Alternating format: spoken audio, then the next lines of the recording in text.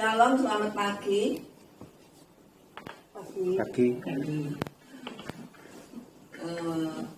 Selamat beribadah minggu pagi dan semuanya sehat. Luar biasa. Amin. Iya. Semuanya masih bertahan dalam Tuhan. Masih. Amin. Iya. Kita akan berdoa dulu, mohon pimpinan Tuhan, pimpinan Roh Kudus dalam ibadah kita pagi ini. Bapa di surga, terpujilah namamu pada pagi hari ini Tuhan. Kami datang ke hadirat Engkau, kami bersyukur dan terima kasih Tuhan atas kasih-Mu yang besar yang Kau senantiasa berikan kepada kami hari demi hari. Kami boleh melewati dengan sukacita yang dari Engkau meskipun banyak gangguan, banyak halangan rintangan, banyak apapun masalah yang senantiasa menggoda kami, tetapi kami bersyukur pagi ini Tuhan kami boleh beribadah kepadamu, dan biarlah Tuhan ibadah kami ini Engkau memberkati sehingga boleh berkenan di hati Engkau dan kami boleh pulang dengan berkat-berkat surgawi. Dan kiranya Engkau Tuhan kuasai dan kiranya Engkau urapi kami semua dengan kuasa pengurapan yang dari Engkau. Biarlah semuanya boleh berjalan sesuai dengan kehendak dan rencana-Mu saja. Terima kasih Bapa, segala puji hormat dan syukur kami persembahkan di dalam nama Tuhan Yesus Kristus. Amin. Kita menyanyikan pujian semua orang harus tahu.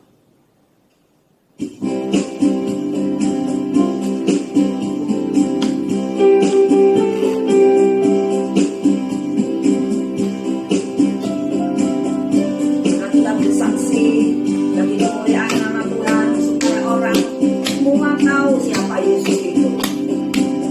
Semua orang harus tahu. Semua orang harus tahu. Semua orang harus tahu siapa Yesus.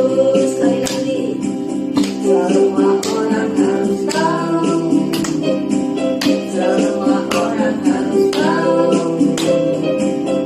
Semua orang harus tahu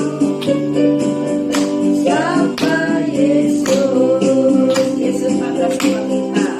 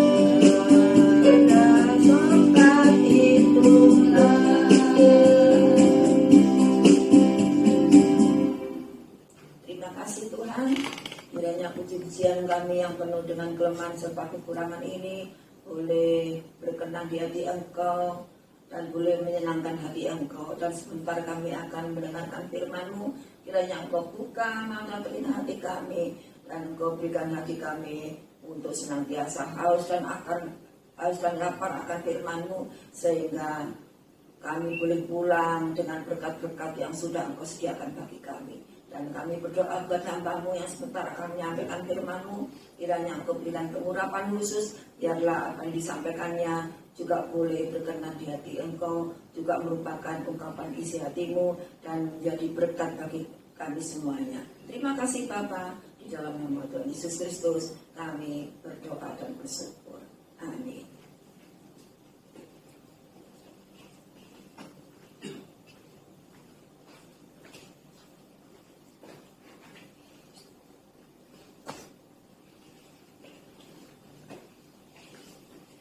Shalom, puji nama Tuhan. Pagi ini kita boleh berjumpa kembali. Dan saya percaya semuanya dalam keadaan semua sehat. Luar biasa. Puji Tuhan. Saya percaya kesehatan sudah diberikan pada orang yang percaya. Dan hari ini kita boleh mengerjakan rencana Tuhan. Meskipun saat ini banyak orang bingung. Mungkin saudara ada yang tidak bisa mudik. Ini kesempatan yang indah kita untuk berdiam diri di rumah. Jangan hanya sekedar tidur, tetapi baca firman dan mendengarkan firman. Karena firman itu merupakan satu kebutuhan bagi kita, terutama di masa-masa pandemi ini. Kita sudah melihat keadaan di India, di mana saat ini banyak mayat-mayat yang berlimpahan. Saudaraku sekalian, nanti kita lihat akhirnya. Di dalam firman Tuhan itu sudah jauh-jauh hari sudah dijelaskan. Sebagaimana dikatakan di dalam Amos 8 ayat 3 ya. Sebelum saya memulai tentang firman Tuhan, maka di sini Amos 8 ayat 3, mayat sangat banyak sehingga dibuang. Mayat sangat banyak dibuang. Yang terjadi di India sekarang ini. Nah, virus yang terjadi ini, jangan saudara punya pikiran kalau sudah divaksin, saudara akan kuat. Salah besar. Vaksin hanya sementara. Tapi kalau saudara tidak menjaga protokol kesehatan yang dari pemerintah, rajin cuci tangan, tidak boleh bergerombol, jaga jarak, ya. Jangan berkerumun, jangan pergi ke tempat-tempat yang keramaian.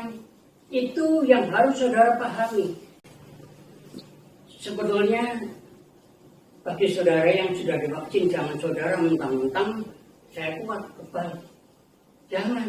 Ini merupakan sesuatu ketaatan yang harus saudara taati. Meskipun saudara tidak boleh mudik, ya mengikuti. Karena pemerintah yang sekarang ini benar-benar menginginkan supaya rakyat Indonesia itu bebas dari virus corona. Tetapi jangan saudara mengatakan bahwa kapan virus corona ini tidak.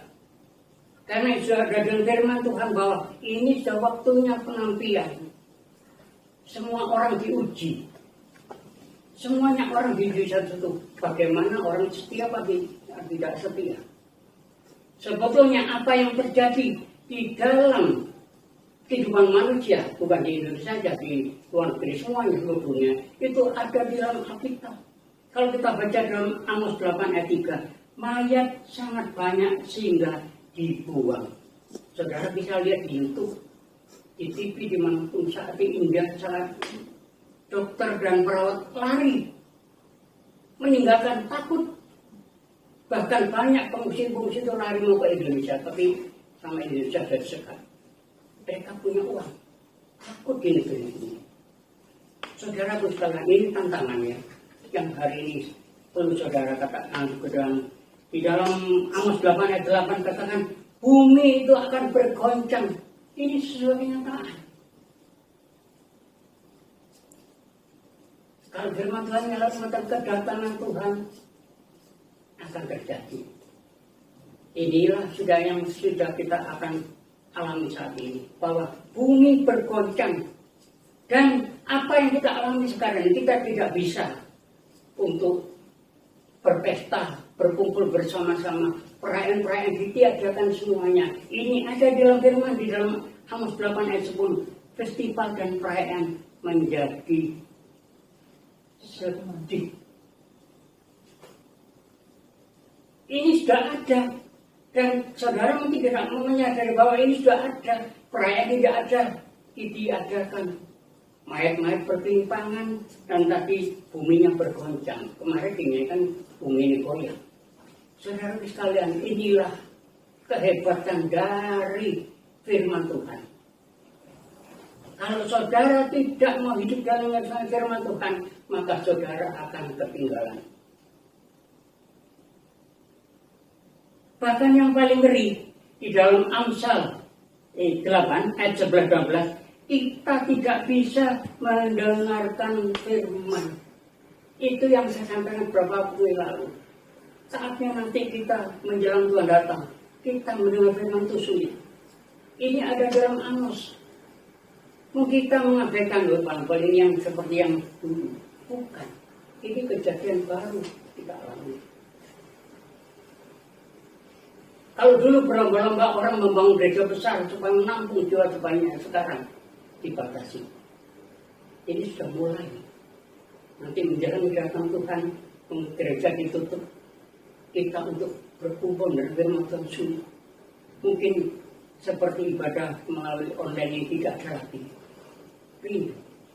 Itulah yang terjadi hari ini, bahwa saudara saat ini harus benar-benar saudara akan tetap taat, bahwa firman Tuhan itu perlu dibutuhkan bagi saudara dan saya.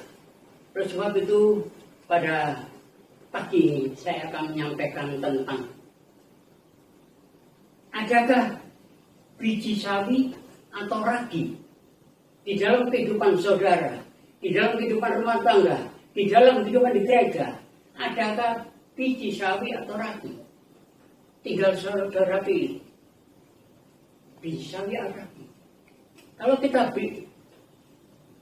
lihat di dalam Matius 13 ayat 31, kita akan baca bersama-sama.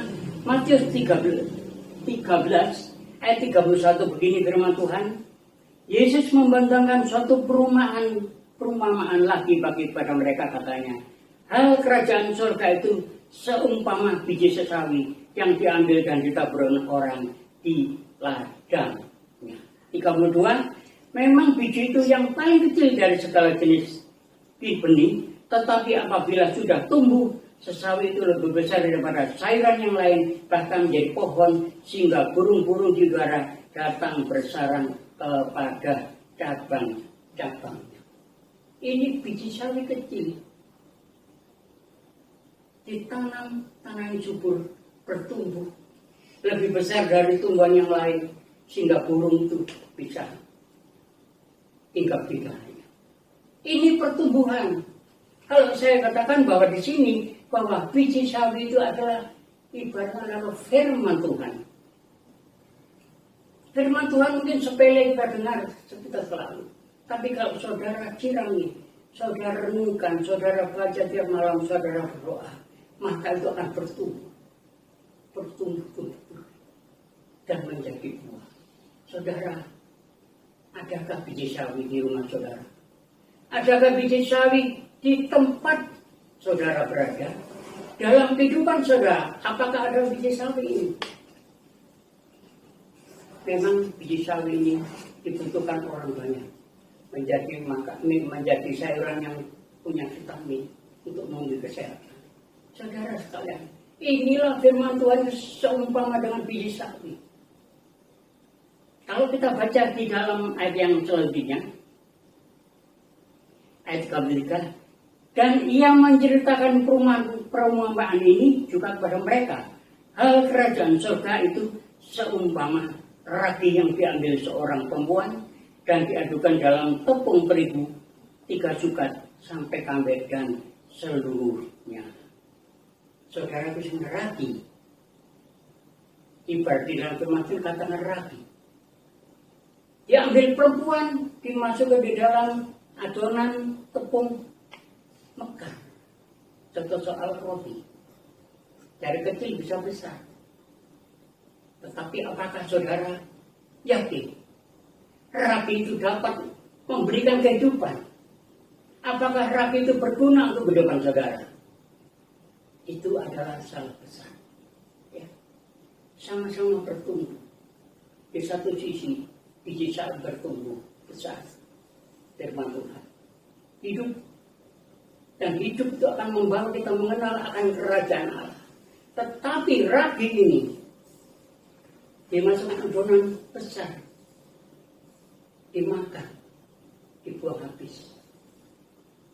Ibaratnya rabi itu adalah ibaratnya ajaran-ajaran yang palsu yang saat ini sedang ditebar di sana sini. Banyak nabi-nabi palsu. Ada orang yang pernah mengatakan bahwa saya seorang hamba Tuhan, saya sekarang mutlak, saya jadi mualaf, saya jadi ini. Saudara, ini ada zaman akhir, ya.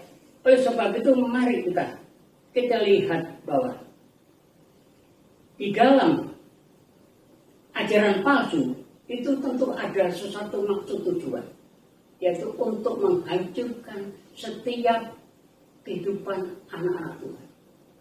Kita lihat bagaimana yang terjadi di lingkungan saudara, di gereja saudara saat ini. Itulah yang diharapkan Tuhan saat ini. Bukanlah sesuatu kehidupan jemaat itu bukan hanya sekedar untuk mendapatkan kebutuhan perut. Tetapi karena mereka memang imannya iman seperti Tuhannya hanya Tuhan perut. Kalau saya bisa dapat uang, saya bisa dapat makan, maka saya akan datang setia. Tapi kalau sudah tidak ada, maka saya akan pergi menjadi lain. Inilah ajaran palsu. Kalau kita lihat di dalam 2 Petrus 2 ayat 1, tidak akan saya baca. Di sini dapat guru-guru palsu. Bagaimana sekarang guru palsu mengajarkan akan apa yang akan terjadi. Apa yang akan terjadi itu guru-guru palsu. Tapi juga di sini, di dalam Matius 24 ayat 24, di sini dapat Mesias palsu. Kemarin berapa waktunya ada yang ditangkap karena mengaku ada turunan nabi. Sekarang sedang dikejar orangnya ya, nggak tahu namanya siapa itu. Nah, mengaku turunannya nabi. Ini Mesias nabi palsu. Sudah zamannya. Saudaraku sekalian, hari ini mari kita akan lihatnya. Kalau tentang kerajaan Allah tadi, sumpah Bisawi itu adalah merupakan suatu firman. Di dalam kehidupan si anak Tuhan harus ada firman. Supaya firman itu menjadi serupa dengan Allah. Dan itu akan menjadi tuntunan kita dalam menghadapi situasi seperti ini. Ini adalah zaman akhir. Saudaraku sekalian, mari saya mengajak jemaat sholat perhatian dimanapun saudara berada. Mari jangan seperti bayi saja. Ingin minta susu terus. Ingin mendapatkan susu terus. Tapi dia tidak bertumbuh. Karena ada keraguan, ada dua Tuhan. Di satu sisi kalau kenyang, ada uang, ada bantuan makanan. Air. Tapi tidak ada Tuhan. Tidak mungkin setiap orang yang datang kepada Tuhan punya dua tujuan. Punya dua tuan. Yesus tidak mau. Tinggal pilih saudara. Hari ini, adakah ragi di dalam kehidupanmu? Adakah biji sawi? Tergantung dari saudara. Kalau pagi hari ini saudara mau minta sama Tuhan. Meskipun dosa saudara sudah merah seperti kerinci. Kalau minta sama Tuhan, saya ingin hidup saya ingin mengadakan biji sawi dalam kehidupan saya. Tuhan dengar, ada perubahan. Tetapi kalau tidak ada kemauan, mana mungkin biji sawi itu akan tumbuh. Mendengar sama-sama datang ke gereja, mendengar firman Tuhan. Ya Pak, ada saya ingin biji sawi, tapi tidak dipelihara, mati biji sawi. Kalau kita mau firman Tuhan, ya dipelihara caranya bagaimana? Ya kalau senggang atau mau tidur, kita buka studi ayat, kita puji-pujian, kita melihat apa firman-firman yang sudah disampaikan Bapak Tuhan, itu merupakan satu vitamin untuk kita bisa hidup bertahan di masa-masa. Kita akan ada satu tujuan, bahwa setiap anak-anak Tuhan sekarang ini mengalami ujian. Dan saya sendiri bersama Ibu Gembala dan Pak T sudah sepakat. Saya akan begitu nanti Tuhan katakan ibadah offline. Saya akan menerapkan bahwa saya tidak mau ada bayi-bayi lagi dan gereja itu yang minta susu terus, tidak mau. Saya inginkan ada kehidupan. Saudara sudah dewasa, tidak perlu diberi. Selama ini memang saya merasa bersalah karena saya itu selalu memberikan sesuatu untuk memberikan. Istilahnya jemaat itu dinabungkan. Tetapi hari ini sudah waktunya saudara berubah. Saya ingatkan pada saudara kalian, ayo kita berubah. Nanti yang mau berubah itu akan bertahan. Tetapi yang tidak mau berubah, mereka akan jatuh. Dan sudah ada contoh yang jatuh. Ya, terus waktu hati-hati, saya ingatkan pada saudara sekalian, saya akan memberikan arahan, akan menghimbau pada saudara, ayo kita hidup bersama Yesus. Jangan mengandalkan manusia, jangan mengandalkan hamba Tuhan. Hamba Tuhan itu hanya sekedar untuk menjadikan penerus, untuk mengembala. Tidak mungkin domba itu hanya bergembala, tapi pada tuannya gembala siapa? Yesus Kristus. Mungkin sekarang ada jemaat yang punya ternak 1000 ekor kambing. Oh, saya punya gembala kok. Saya hanya mengandalkan kalau saya diberi uang sama gembala, saya buat beli ini. Tidak bisa, saudara. Sekarang sudah waktunya saudara hidup mandiri. Kalau punya ternak, ya caranya bekerja, cari rumput, cari daun-daunan supaya ternak itu hidup tidak mati. Kalau sudah beranak bisa dijual, bisa untuk hidup. Itu yang orang yang punya ternak tapi punya kemauan dan membentuk kehidupannya seperti biji sawi tertumbuh. Kalau tidak mau bertumbuh, maka saudara akan mendapatkan suatu kekecewaan besar. Ya, oleh sebab itu di sini tadi sudah dikatakan ada firman Tuhan itu seperti biji sawi. Dan perbedaan ini merupakan benih yang terus ditanam dan terus bertumbuh, dipupuk terus. Caranya bagaimana, Pak? Kalau saya ingin depan biji sawi itu dipupuk terus. Artinya dibaca, ditekuni, dilihat, diingat khotbah-khotbah, dicatat semua, dilihat lagi pada waktu mungkin, pada waktu tidur, dilihat firman benar. Itu yang terjadi hari ini. Saudaraku sekalian, kita lihat ya, apa yang selama ini ada di dalam kehidupan saudara. Apa yang selama ini ada dalam kehidupan di gereja saudara. Itu perlu kita sadari hari ini. Karena kita di dalam Wahyu 3 ayat 15 dan 16 firman Tuhan mengatakan, aku tahu segala pekerjaanmu. Engkau tidak dingin dan tidak panas. Alangkah baiknya jika engkau dingin atau panas. Ada dua pilihan. Tadi saya katakan ada dua tuan. Ini ya ibaratnya jemaat itu suam-suam kuku. Kalau ada berkat, datang. Kalau tidak ada berkat, tidak datang. Kalau tidak punya uang atau dalam keadaan susah penderitaan, malas ke gereja. Tapi begitu nanti kita sudah selesai, baru kita gereja.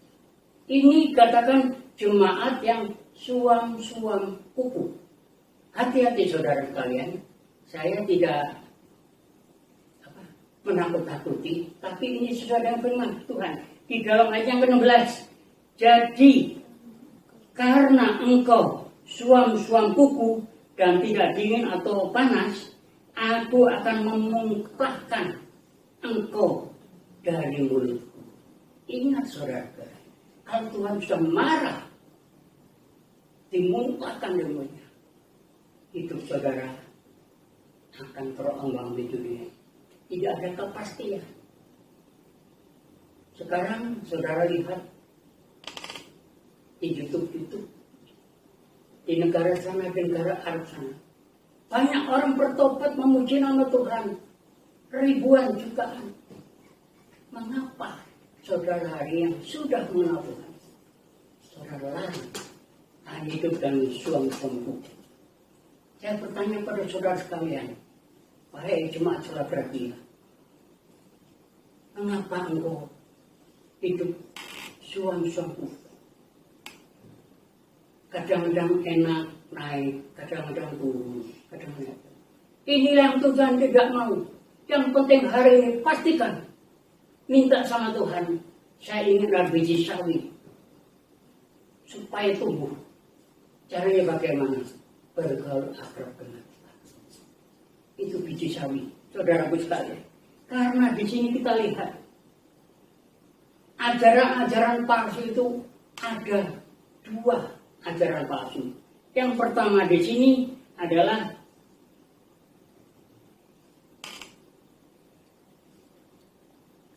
ragi. Kita tadi bebas bahwa ajaran palsu ragi. Ragi dibagi dalam dua. Yang pertama adalah ragi Farisi. Dari luar sama-sama beribadah, tapi kuasa ibadah tidak ada. Saudara bisa lihat di kanan kiri saudara, saudara melihat saudara yang ada dalam gereja atau di dalam rumah tangga, atau saudara bisa lihat. Ini ragi Farisi ini sama-sama ibadah, tetapi kuasa ibadah tidak ada. Artinya firman Tuhan dari kiri keluar kanan, nyanyi pulang selesai. Tidak ada ibadah, tidak ada kuasa. Orang Farisi senang beribadah dengan macam-macam peraturan, tapi tidak boleh dilanggar, sehingga tidak ada kuasa di dalam ibadah. Saudaraku sekalian, kalau kita beribadah, mulut kita bisa berbicara, Tuhan aku mengasihi. Tapi mengapa saya ingin memuji nama Tuhan? Semua orang harus tahu siapa Yesus. Semua orang harus tahu. Firman Tuhan yang kemarin beberapa minggu lalu sampaikan bahwa pergilah kamu setelah Yesus mati dan bangkit. Dia berpesan, pergilah kamu seluruh bumi, jadikan semua bangsa muridku. Itu tugas. Hari ini banyak orang yang juga ingin melakukan, tapi tidak bisa, saudara sekalian. Karena di sini ada rabi Farisi itu. Mereka bisa bernubuat, mereka bisa bernyanyi, bisa punya talenta, tapi kuasa ibadah tidak ada. Selesai. Tetapi bagi orang yang rindu, hidupannya ada biji sawi. Mereka bertumbuh terus. Dan kita bisa lihat, tengok saudara, kanan kiri saudara. Apakah ada yang sama seperti ini? Rabi Farisi. Dan juga hanya menengokkan kiri, tapi saudara diri periksa, apakah saya ini sudah ada seperti ini? Ini kita lihat, saudara, hari ini zaman-zaman yang penuh tantangan dan hambatan. Kalau kita lihat ini, bagaimana ragi itu yang terjadi? Contohnya, sama-sama beribadah. Tetapi orang ini tidak menguntungkan, bahkan harus dibuang jauh-jauh karena akan menghambat pertumbuhan dari rohani kita. Orang ini tampaknya beribadah bersama-sama, tapi kuasa ibadah tidak ada. Karena Tuhan mereka adalah Tuhan perut. Mau melayani, kalau pulang ada yang diberikan. Saya tidak merasakan bukan. Tapi ini kenyataan sesuai dengan firman. Sama-sama seperti Rabi Farisi ini ada. Mau melayani, saya dikasih berapa? Kalau saya seperti ini, dari malam ke Kalikato, Lumajang pulang malam, gak mungkin saya dapat bertahan. Saya tidak menyombongkan diri sendiri, tapi saya menempatkan Yesus. Saya ingin hidup sesuai dengan firman Tuhan. Saudaraku sekalian, firman Tuhan ini sangat tajam, tapi untuk mengoreksi saudara hari ini. Jangan ada rapi-rapi di dalam kehidupan saudara, di dalam gereja saudara. Jauhi, buang. Karena ini saatnya kita tidak boleh suam-suam berbagi. Kedatangan Tuhan sudah hampir dekat. Kalau saudara tetap meremehkan, saudara akan kecewa. Nanti ada perpisahan satu sama lain. Saudara akan menangis. Tuhan mengatakan, Tuhan tolong saya. Tuhan mengatakan, siapa kamu? Aku tidak mengenal. Sangat sedih saudara. Karena ini orang-orang yang mau tetap sama-sama ibadah. Tapi ada rapi dalam kehidupannya, rapi Farisi. Maka orang itu di sini dilihat seperti ingin dihormati. Nah, adakah saudara ingin dihormati? Karena punya talenta. Saya ingin dihormati. Kalau saya tidak ada, saya tidak bisa. Mungkin yang main keyboard. Wah, kalau di daerah saya keyboardnya nggak jalan. Hati-hati. Ini para rabi Farisi. Saya ingin pujian. Kalau di daerah saya, tak mungkin jalan. Rabi Farisi, katakan, ingin menjadi majelis, ingin menjadi pegang jabatan tanpa mengutamakan Yesus. Saudara sekalian, ingatlah talenta yang Tuhan sudah berikan. Apakah saudara sebagai pemain musik? Talenta itu datang dari Tuhan. Hikmat Tuhan turun. Jangan pergunakan talenta yang Tuhan berikan itu untuk mencari sesuatu seperti Rabi. Jangan hanya saudara punya suara yang baik, tapi saudara gunakan untuk mencari sesuatu. Rabi Farisi harus dibuang di sini. Saudaraku sekalian, bila hari ini Rabi Farisi itu ada dalam kehidupan saudara atau tidak tahu. Apakah ada dalam cuma gereja kita tidak tahu. Tapi saudara akan merasakan siapa orang itu. Ada siapa orang itu? Ada yang mengatakan, saya berdoa seperti menangis. Tempat nangisnya tidak keluar air mata. Cuma suaranya gugup tapi kepalsuan. Seolah-olah menerima kuasa Roh Kudus dalam bahasa roh. Kepalsuan. Orang yang menerima kuasa Roh Kudus, mereka berdoa dan menangis. Mereka tidak menjerit. Mereka tidak, tapi mereka berdoa dengan hati. Tuhan hadir. Saudara Tuhan, Rabi Farisi.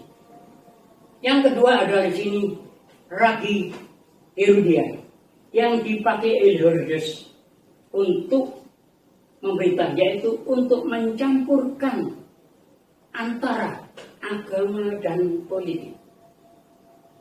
Sekali lagi, agama dan politik dicampur aduk, mencari sesuatu sensasi supaya dapat menjadi pengobah. Dipanggil ke gereja tapi campur antara agama dan politik. Tuhan tidak menghendaki. Yang Tuhan menghendaki hari ini adalah hamba Tuhan atau orang-orang ibadah Tuhan sesuai dengan rencana Tuhan, maka keegoan, kesombongan itu disingkirkan semuanya. Karena di sini ragi ini yang dimasukkan dalam adonan tepung akhirnya rusak. Itu merupakan suatu ajaran sesat yang saat ini masuk di dalam gereja, dalam hidup rumah tangga, dalam hidup persekutuan. Itu masuk saat ini. Waspadalah saudara, hari ini. Ayo kita bersama-sama. Kita mewaspadai. Rapi-rapi ini sudah ada di sekitar saudara. Tapi jangan takut. Asalkan saudara minta sama Tuhan. Tuhan, kami ingin memelihara biji sawi itu bertumbuh dan berbuah menjadi besar, yaitu Yesus Kristus yang kita minta. Di dalam 1 Timotius 4 ayat 1 Timotius 4 ayat 3 dikatakan pengajaran palsu yang mengutamakan makanan lebih dari rohani. Nah, jelas? Ya. Ragi Farisi itu ajaran palsu itu adalah pengajaran palsu yang mengutamakan makanan lebih daripada rohani. Inilah yang saat ini sedang menyerang saudara sekalian. Baik dalam keluarga, baik dalam gereja, dan bicara. Ini yang saudara harus sadari. Ragi Farisi ini ajaran palsu. Tuhan mereka katakan pengajaran palsu yang mengutamakan makanan lebih daripada rohani. Artinya makanannya dulu. Ke gereja makan dulu ya. Baru rohani. Salah besar saudara. Saya tidak menyalahkan saudara kalau saudara lapar ya makan. Tapi bukan makanan dulu yang harus tapi rohaninya dulu. Bangun pagi bukan makanan dulu tapi berdoa dulu minta Tuhan. Itu rohani. Oleh sebab itu saya akan tuliskan bahwa di dalam kehidupan kita ada banyak yang harus kita lalui saat ini. Ya. Kalau tadi katakan bahwa di dalam ragi itu, mari kita lihat Tuhan Yesus membuat mukjizat itu. Asal kita mau dekat Tuhan, maka Tuhan Yesus mau membuat mukjizat. Mukjizat yang mana? Kita akan baca di dalam Yohanes 22 ayat 1-11, tapi tidak kita baca. Ini perihal tentang perkawinan di Kana. Saudaraku sekalian, kalau hari ini saudara mau berubah, Tuhan saya mau berubah. Saya katakan, saudara saya saat ini, koreksi diri sendiri. Bukan saya mengatakan saya yang super. Saya sudah ada di sini. Tetapi kita sama-sama belajar.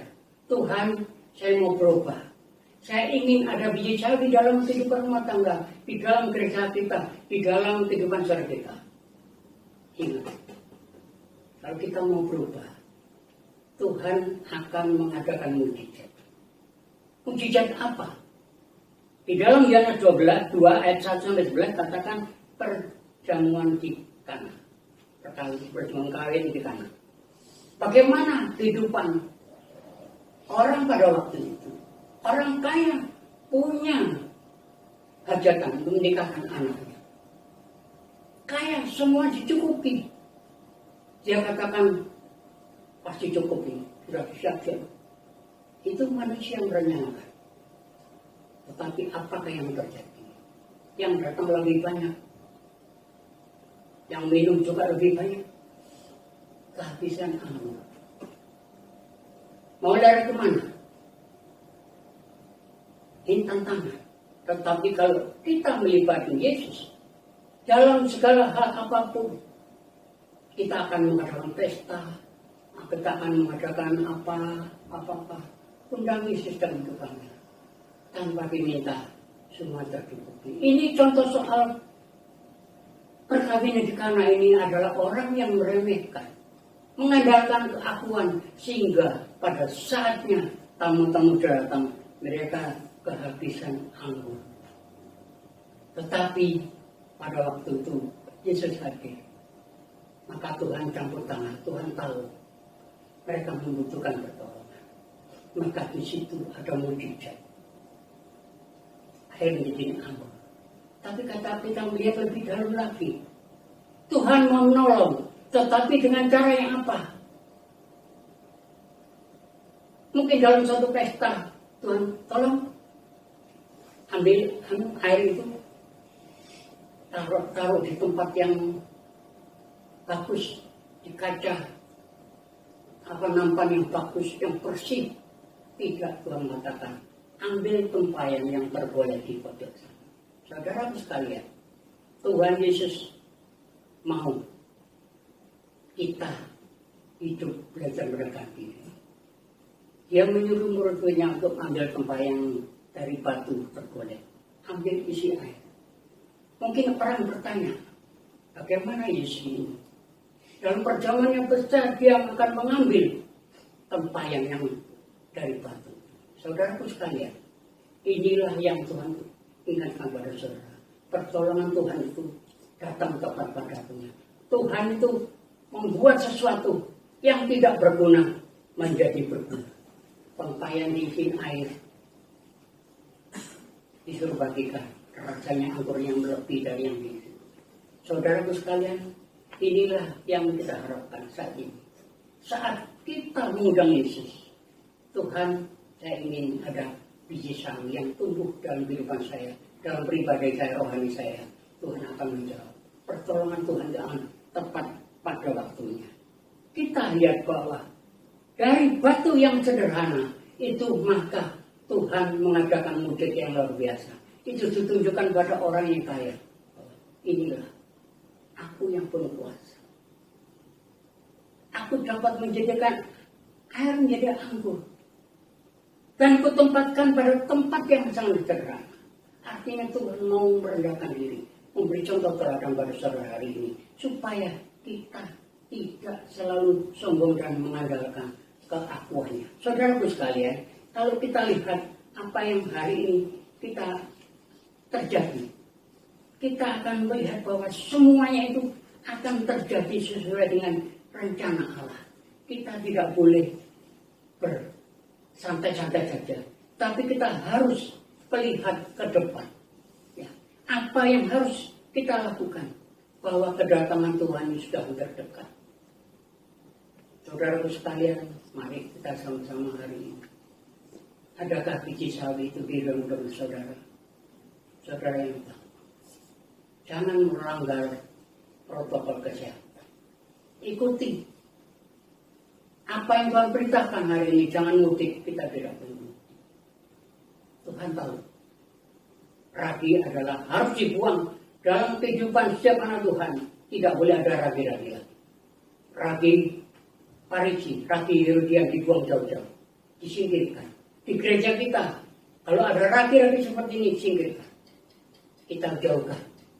Supaya tidak saat yang lain. Kalau ragi itu dibiarkan, ya adon-adon tepung, dibiarkan sampai berapa hari, mereka akan rusak, busuk. Tapi biji sawi dibiarkan di tanah, mereka bertumbuh. Yesus Kristus menjadi saudara. Saudara kalian,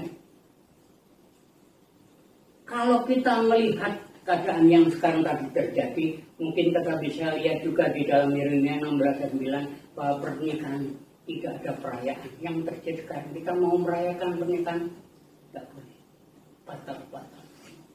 Banyak hal yang ada di dalam firman ini, maka di sini kita harus tetap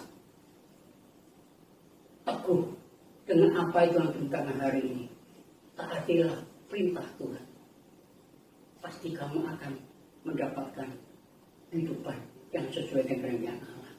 Kita lihat bahwa mungkin saudara mengatakan bahwa peraturan pemerintah ini hanya biasa saja. Kalau kita lihat di dalam Keluaran 30 ayat 18-21, cuci tanganmu agar tidak mati.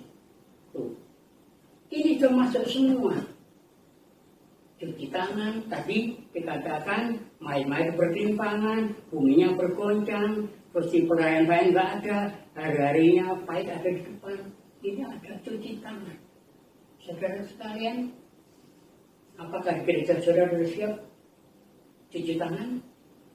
Bahkan di sini lebih jelas lagi, cuci tanganmu agar tidak mati. Waduh, Ini merupakan satu peraturan yang benar-benar kita taati. Saudaraku sekalian, kami tidak akan menetapi, mari kita sama-sama hari ini apakah yang ada dalam kehidupan saudara. Apakah saudara mau berubah? Kedatangan Tuhan sudah hampir dekat. Ya, kita tidak berlena-lena. Kita tidak hanya sekedar datang, duduk, dan pulang. Mari saudaraku sekalian, kita berdoa bagi yang bertahan. Tuhan akan mengadakan mujizat. Percayalah saudara bahwa kedatangan Tuhan sudah hampir dekat. Mari kita sama-sama ubah kehidupan saudara. Jangan seperti bayi lagi. Hidup bergantung kepada Tuhan. Mana mungkin seorang petani mendapatkan hasil kalau mereka tidak menabur? Tidak mungkin. Tetapi hari ini belajar saudara menjadi penabur-penabur. Ambil benih sawi, tanam di dekat saudara, kehidupan saudara, itu akan bertumbuh. Dan kalau saudara di petani, sawinya bisa dijual mendapatkan uang. Tapi arti seperti dalam rohani, kalau Yesus sedang dengan saudara, maka di situ ada satu perubahan kehidupan saudara. Saudara ini belajar, mari belajar menabur. Belajar menabur dengan ada harapan kita juga akan menuai. Menabur kebaikan, kita juga akan menuai. Menabur firman, kita juga akan menuai. Menabur kasih, kita juga akan mendapat kasih. Menabur sesuatu, kita juga akan mendapat. Kalau saudara menabur keburukan, kebencian, kejahatan, penipuan, saudara akan menuai. Apa yang saudara tabur? Kebencian, keterpurukan, keegoisan, kemalasan, bangsa. Sebab itu biarlah hari ini kita akan melihat bahwa rencana Tuhan itu pasti ada dalam hidup saudara. Jangan saudara bersedih. Masa-masa virus ini sudah akan datang, terus berlanjut. Dan sekarang tibalah saatnya kita akan masuk di dalam era yang baru, yaitu untuk lebih setia dan taat. Jangan biarkan kehidupan saudara itu menjadi kehidupan seperti bayi lagi. Saya inginkan, mulai tahun ini kita mulai berubah. Jadilah lebih dewasa. Tidak perlu diberi susu lagi, tapi diberi ajaran yang keras, mendidik untuk menjadi baik. Itulah yang Tuhan kehendaki. Kita tidak boleh memberi susu lagi. Waktunya kita harus memberikan firman yang tepat. Adakan tiap rumah tangga saudara, undang Yesus, ambil biji sawi, firman Tuhan itu akan bertumbuh. Jangan mengharapkan dari tetangga kanan kiri, saudara pun semua. Haraplah hanya satu, yaitu Tuhan Yesus Kristus. Maka di situ akan kita mengalami ketenangan, akan bertumbuh terus sampai Tuhan datang. Percayalah saudaraku bahwa firman Tuhan pada pagi hari ini mengajarkan kepada kita. Jangan ada ragu-ragu. Ragu itu adalah ajaran palsu, ajaran yang menyesatkan, ajaran yang jahat. Kita buang jauh-jauh. Jangan bermuka dua. Sekali lagi, rumah tanggamu akan selamat asalkan tidak ada dua Tuhan.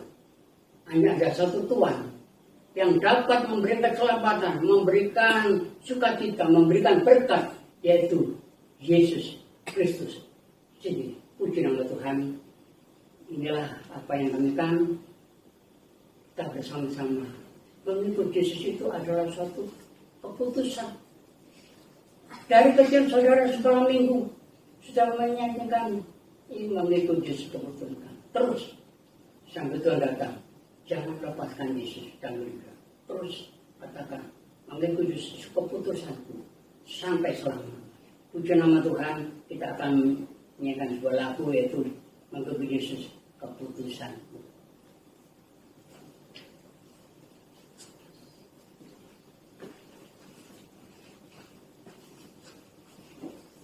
Mari kita sambut firman Tuhan dengan satu pujian mengikut Yesus keputusanku, dan kita akan segera akhiri ibadah pagi ini.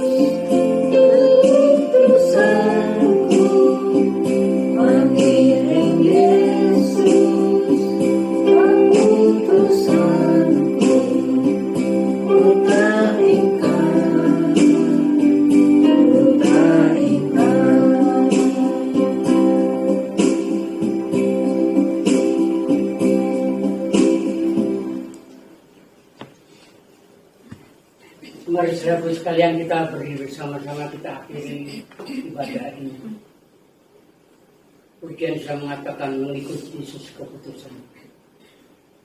Pegang teguh, karena ini adalah satu perintah Tuhan.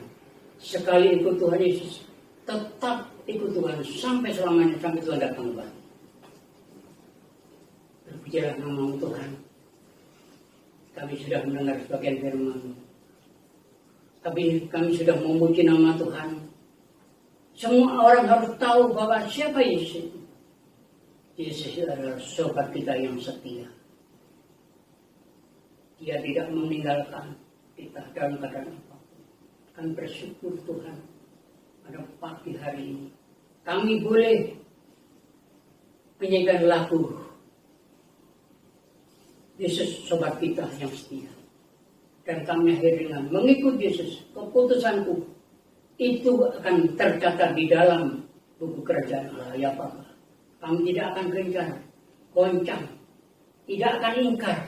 Kami tetap Tuhan mengikut Engkau sampai Tuhan datang kembali. Terima kasih Tuhan, kami sudah mendengarkan firman. Ialah Jumat Sore berarti ya. Apapun keadaan saudara hari ini, Tuhan melihat hati saudara. Tuhan tidak melihat kepandaian saudara. Kepandaian itu menunjukkan kesombongan, keangkuhan. Tapi Tuhan melihat akan kerendahan hati saudara. Hari ini Tuhan kami bersyukur. Kami bisa dapat bertahan ini karena kemurahan. Meskipun Tuhan hari ini domba-domba mereka dipoto saat ini di Sastra di Korong. Mereka hidup penuh dengan tantangan, tapi kami masih bersyukur. Tuhan masih memelihara kami, keluarga kami masing-masing. Masih dapat bertahan, ini ada kemurahan besar, keuntungan besar. Harta yang tidak ternilai ini adalah keuntungan besar, yaitu mengikut Yesus.